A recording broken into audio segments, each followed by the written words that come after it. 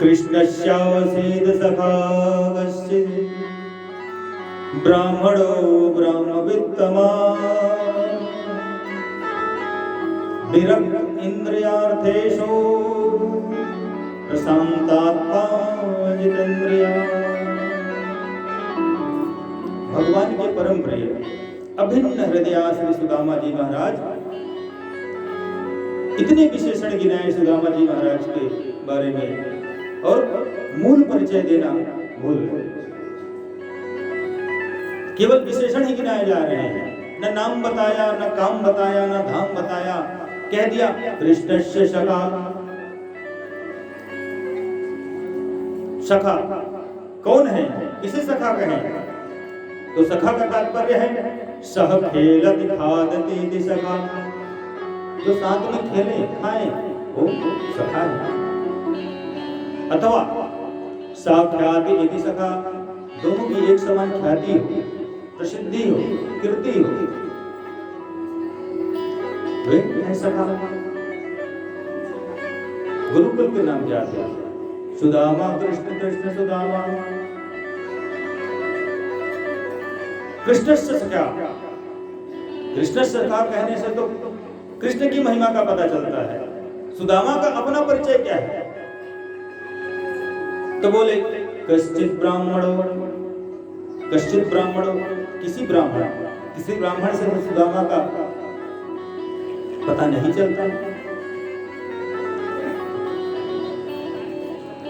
तो क्या परिचय दिया? तो बोले ब्राह्मणो ब्रह्मवित्तमा। सुदामा जी ब्रह्मविद्ता ब्राह्मण है, ब्रह्मविद्वानिष्ठ ब्राह्मण है।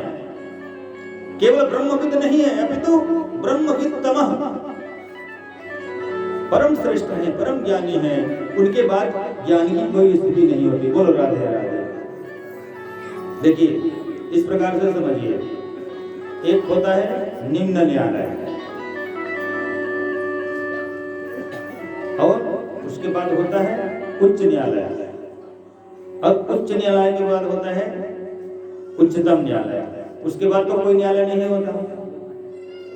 तो सुदामा जी को कहा, क्या कहा? ब्रह्मवित्तमः। इसके बाद में ज्ञान की कोई सीमा ही नहीं है, परम श्रेष्ठ ब्रह्म ज्ञानी है।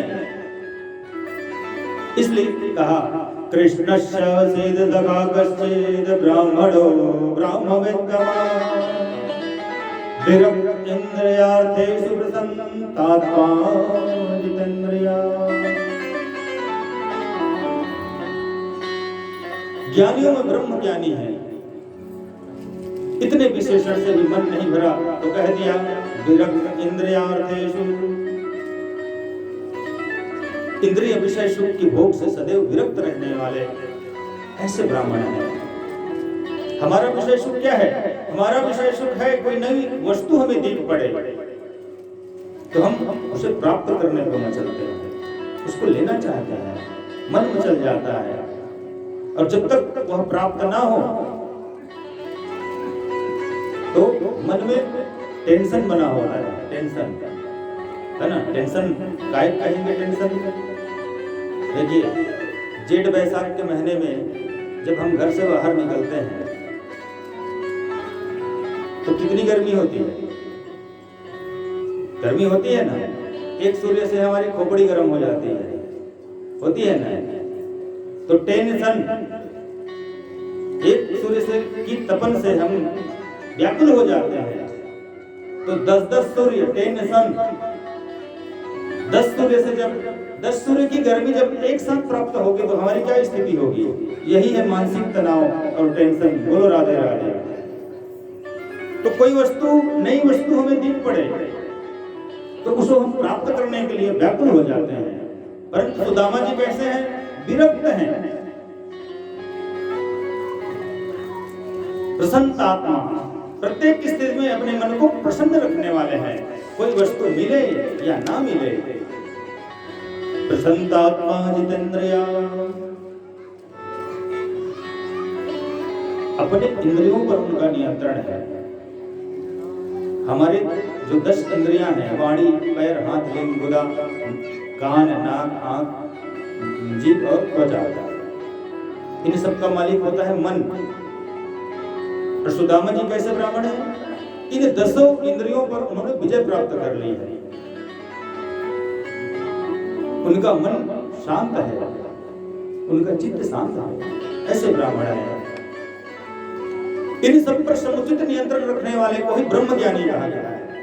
तो महाराज सुदामा, मुक्त कंठ से सुदामा जी का परिचय उन्होंने दिया, अनेक विशेषण गिनाए। परंतु जब सुदामा जी की धर्म पत्नी सुशीला का परिचय दिया, उनका परिचय दिया परम पतिव्रता,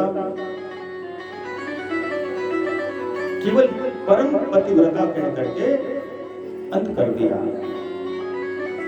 और अंत में कह दिया दरिद्र, दरिद्राशीदवाना सवेगमाना विगम्य च। क्या परिचय दिया? परम पतिव्रता तो है, लेकिन साथ में दरिद्र है। सुदामा जी को दरिद्र नहीं कहा, क्योंकि वो संतोषात्मा है। दरिद्र थी सुशीला को दरिद्र कहा। देखिए, यदि पति महोदय डॉक्टर हो तो पत्नी भले अंगूठा छाप हो, डॉक्टरनी बन ही जाती है। बोलो राधे राधे, बनती है ना। डॉक्टर साहब की पत्नी यदि पढ़ी लिखी ना भी हो तो उसको डॉक्टरनी कहा जाता है कि नहीं? नहीं कहा जाता। आप लोग बोलते ही कुछ नहीं। मास्टर की पत्नी पढ़ी लिखी ना हो तो भी उनको मास्टरनी कहा जाता है। अब किसी पंडित महाराज की पत्नी हो तो उनको भी ज्ञान हो, एक श्लोक भी ना आता हो, लेकिन पंडिताइन उनको कहा ही जाता है। बोलो राधे राधे। तो सुदामा जी कैसे थे? प्रशांत आत्मा, इंद्रियों पर नियंत्रण रखने वाले ब्राह्मण हैं, संतोषी ब्राह्मण हैं। परंतु सुशीला का परिचय दिया, परम पतिव्रता है, लेकिन उनको दरिद्र कह दिया। सुदामा जी को परम संतुष्ट।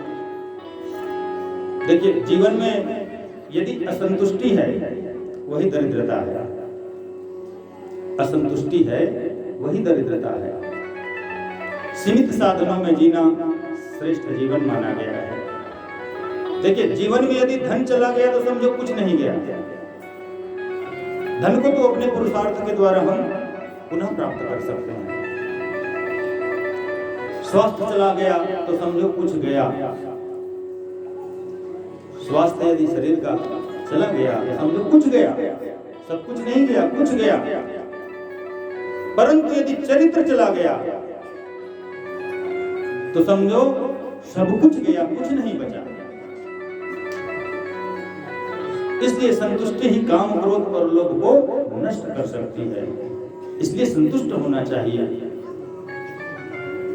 निर्धनता धन कमा करके संचय करने में नहीं, अपितु धन की इच्छा त्यागने से ही निर्धनता मिटती है। अपनी इच्छा पर आपको नियंत्रण नहीं रहेगा तो आप करोड़ों अरबों कमाओ, आपको कम ही लगेगा। और कम धन से अपने मन को संतुष्ट कर लिया तो वही आपके धनवान होने की वृत्ति हो जाएगी। लालच और आनंद में वैरता है। जो लालची होता है वह आनंदित कभी नहीं रह सकता। इसलिए लालच और आनंद में वैरता है। गोधन, गज धन, बाज धन और रतन धन खा, जब आवे संतोष धन, सब धन धूर समा। इसलिए संतोष रूपी धन जिसके पास है वही सबसे बड़ा धनी है। देखिए, व्यक्ति का अधिकार केवल उतने धन पर होना चाहिए जिसका वह उपभोग कर सके।